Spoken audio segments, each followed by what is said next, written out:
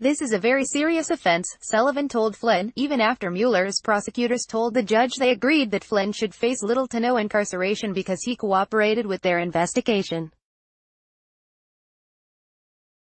Loading, the judge pointed to the American flag behind his bench and told the decorated combat veteran that he had undermined it. "Arguably, you sold your country out." Sullivan's angry lecture from the bench, and his suggestion that he was willing to throw Flynn in jail, injected a moment of high drama into the long-running investigation, and served as a reminder of the seriousness of the allegations that launched the special counsel's investigation. The move was in keeping with Sullivan's lack of tolerance for official misconduct, lawyers familiar with his court said.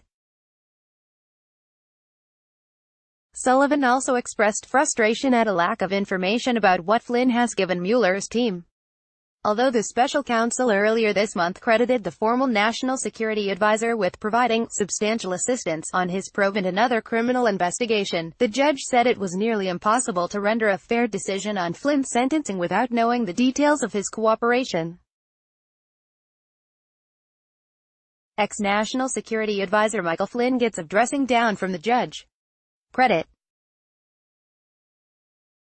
At one point, Sullivan accused Flynn of acting as an unregistered agent of a foreign country, while serving as the national security advisor to the President of the United States. After a recess, the judge apologized for that assertion, acknowledging that lobbying work Flynn did to benefit Turkey ended before he joined the Trump administration.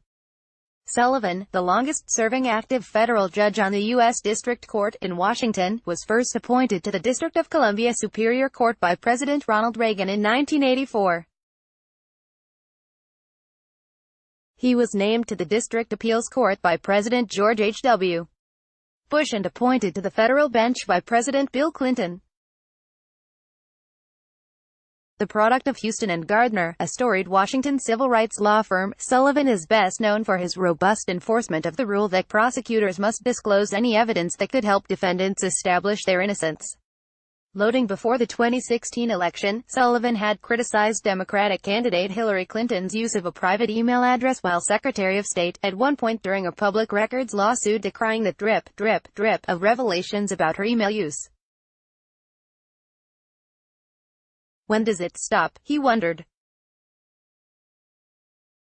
So Trump's allies were cheered when Sullivan last week ordered Flynn's lawyers and Mueller's team to turn over FBI records detailing agents' interview with Flynn in January 2017. His demand came a day after Flynn's attorneys argued their client deserved no prison time, stressing in a court filing that he had been unguarded when telling FBI agents about his conversations with the Russian ambassador during the presidential transition.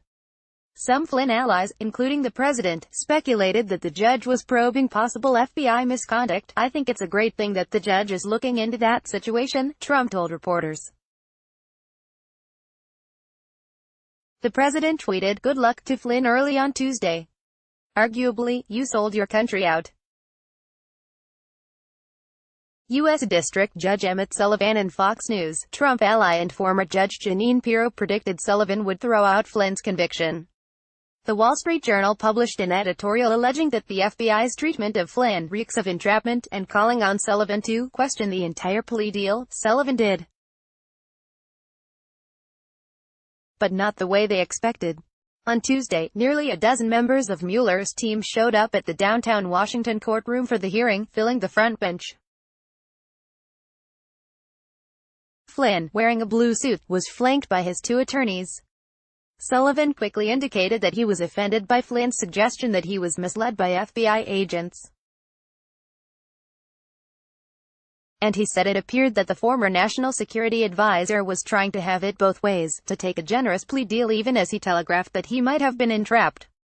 Sullivan said the FBI records showed Flynn had repeatedly lied to agents, despite knowing it was a crime to do so. "You understand why I was concerned," the judge told Flynn's attorney Robert Kellner. "This sounds like a backpedaling on the acceptance of responsibility." Kellner told the judge that he and co-counsel Stephen Anthony were trying to show in their filing how Flynn was different from others who have admitted lying to special counsel investigators, noting that agents did not warn him he was under investigation and he did not have an attorney advising him. But Sullivan rejected that argument, saying Flynn should be held to a higher standard. He was a high-ranking government official, advising the President of the United States, Sullivan said. I'm not hiding my disgust or my disdain for this criminal offense. Sullivan also demanded to know from prosecutor Brendan Van Grack whether Flynn could have been charged with treason. Later, Van Grack told the judge that prosecutors did not believe Flynn committed treason. Nevertheless, Sullivan warned Flynn that he believed Mueller's recommendation that Flynn serve little to no prison time was probably too kind. I can't promise you a sentence that involves no jail time, the judge said. After a 30-minute recess to confer with his lawyers, Flynn agreed to delay sentencing until a later date, when prosecutors presumably could reveal more about the nature of his cooperation.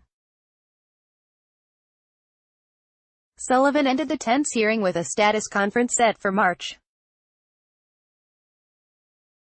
At day's end, the judge issued one last shot at Flynn, ensuring that he understood he will be treated like all other defendants.